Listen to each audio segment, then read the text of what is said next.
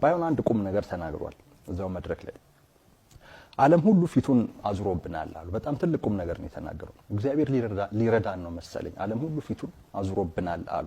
ይሄ አባባላቸው ትልቅ ቁም ነገር ያለው ነው፣ ግን መስተካከል ያለበት ነው። ልክ ነው፣ ሁሉ ፊቱን አዙሮብናል። እግዚአብሔር ግን ሊረዳን ስላሰበ ግን አይደለም ፊቱን ያዞረብን። እግዚአብሔር ሊያስተምረን ስለፈለገ ይመስለኛል። ዓለም ፊቱን ያዞረብን ሊረዳን ስለተፈለገ አይደለም።